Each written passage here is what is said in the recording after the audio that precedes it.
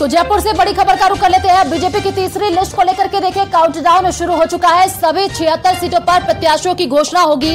अगले 2-3 दिन में तीसरी लिस्ट की घोषणा हो सकती है। कोर ग्रुप की बैठक में तैयार कर लिया गया है पैनल। इस वक्त की बड़ी जानकारी आपको दे रहे हैं। सभी 76 सीटों पर देखिए प्रत्याशियों के ऐलान के लिए अब यहां पर जोर आजमाइश शुरू हो चुकी है, क्योंकि अब लगातार बैठकों का दौर भी देखने को मिल रहा है। बीजेपी की तीसरी लिस्ट को लेकर के काउंटडाउन शुरू हो चुका है। सभी 76 सीटों पर प्रत्याशियों की घोषणा होगी। और इसी खबर पर ज्यादा जानकारी के लिए संवाददाता सौरभ हमारे साथ फोन लाइन पर जुड़ चुके हैं। सौरभ, बीजेपी कभी भी अपनी तीसरी लिस्ट जारी कर सकती है और उसको लेकर के लगातार अब बैठकों का दौर भी देखने को मिल रहा है।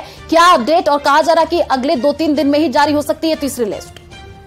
जी बिल्कुल, देखिए तीसरी लिस्ट में 76 सीटें हैं और 76 सीटों को लेकर प्रदेश स्तर पर कोर ग्रुप की बैठक में चर्चा जो है वो पूरी हो चुकी है। अब जो केंद्रीय चुनाव समिति है उसकी मोहर लगना ही सिर्फ शेष रह गया है। केंद्रीय चुनाव समिति की बैठक तक साथ ही ये मान लिया जाएगा कि लिस्ट जो है वो किसी भी वक्त आ सकती है। संभवतः कल का बताया जा रहा है कि कल जो है वो केंद्रीय चुनाव समिति की बैठक जो है वो हो सकती है। हालांकि अभी तारीख जो है वो नहीं आई है, लेकिन ऐसी संभावना जो है वो व्यक्त की जा रही है। और चूंकि तैयारियां जो है वो पैनल तैयार कर लिया गया है, आखिरी मोहर जो है वो लगनी है। बस इतना काम जो है वो शेष रह गया और जैसे ही ये काम पूरा होता है उसके साथ ही जो है वो तीसरी सूची भी जो है वो आ जाएगी। चूंकि अब नामांकन के लिए ज्यादा वक्त जो है वो नहीं बचा है।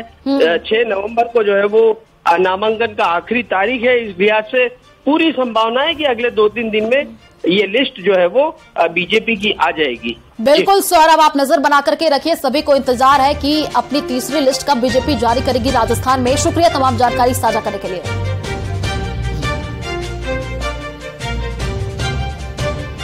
झालावाड़ से बड़ी खबर का रुख कर लेते हैं। बड़ी जानकारी आपको दे दें, खानपुर से आप प्रत्याशी की तलाश परिजन और पुलिस तलाश कर रही है। दीपक सोनी काम से हैदराबाद गया था। परिजनों का फोन नहीं उठाने से चिंता हुई है और परिजनों ने पनवाड़ पुलिस को रिपोर्ट भी दी है। हैदराबाद के लिए अब देखिए पनवाड़ पुलिस रवाना हुई है। तो ये बड़ी जानकारी आपको दे रहे हैं और ज्यादा जानकारी के लिए संवाददाता तरुण हमारे साथ फोन लाइन पर जुड़ चुके हैं। तरुण, खानपुर से आप प्रत्याशी की अभी भी तलाश की जा रही है, पुलिस भी पहुंची है, इस पूरे मामले की जांच पड़ताल की जा रही है, क्या जानकारी अभी?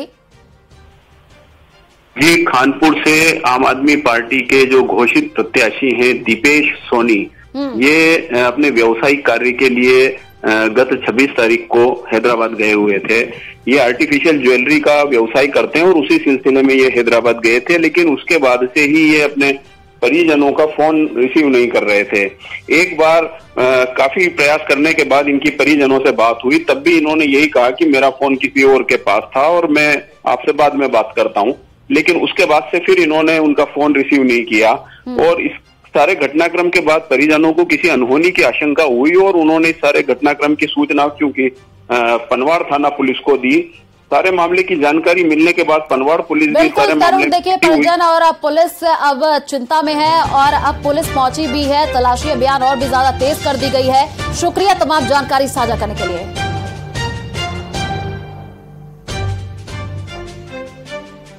तो महुआ विधायक और कांग्रेस प्रत्याशी ओम प्रकाश हुड्डा लगातार विवादों में फंसते नजर आ रहे हैं। पहले ईडी की कार्रवाई और अब विधायक का महिला को बांटने का वीडियो सामने आया है। आपको बता दें कि जिसके बाद रिटर्निंग अधिकारी ने प्रथम दृश्य आचार संहिता का उल्लंघन मानते हुए कांग्रेस प्रत्याशी से जवाब मांगा है। दरअसल चुनाव प्रचार के दौरान हुड्डा ने मटकी में पानी लेकर जा रही एक महिला को एक नोट उसकी मटकी के ऊपर रख दिया।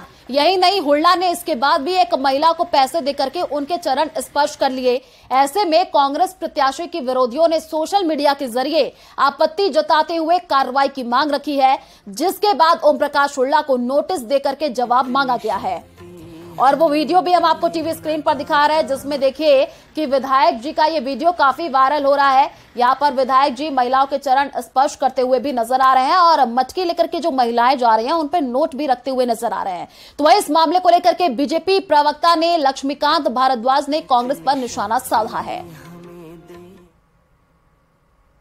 राजस्थान की जनता को 5 साल लूटने वाली कांग्रेस पार्टी और उसकी सरकार आज जब चुनाव में बुरी तरह हार रही है तो लोगों को पैसे के दम पर खरीदने की कोशिश कर रही है। कांग्रेस पार्टी के प्रत्याशी महुआ से ओम प्रकाश हुड्डा लोगों को पैसे बांटते हुए वीडियो में रिकॉर्ड हुए हैं। जो पैसा राजस्थान की जनता से लूटा, आज वोट लेने के लिए उसको बांटने की कोशिश कांग्रेस पार्टी के नेता आज कर रहे हैं। लेकिन चुनाव आयोग को इस मामले में सख्त कार्रवाई करनी चाहिए, प्रसंज्ञान लेना चाहिए कि ऐसे लोग जो कि पैसे से वोट खरीदने की कोशिश कर रहे हैं उनके खिलाफ सख्त से सख्त कार्रवाई हो।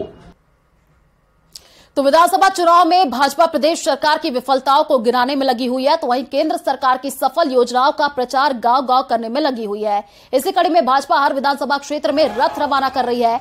आज दौसा मुख्यालय से 5 रथों को रवाना किया गया। भाजपा जिलाध्यक्ष प्रभु दयाल शर्मा ने इन रथों को हरी झंडी को दिखा करके रवाना किया है। इस दौरान उन्होंने कहा कि यह रथ 5 विधानसभाओं के हर एक गांव में जाएंगे और केंद्र सरकार की उपलब्धियों को गिनाएंगे और जनता के सामने रखेंगे और साथ ही राज्य सरकार को विफलताओं को भी जनता को बताएंगे।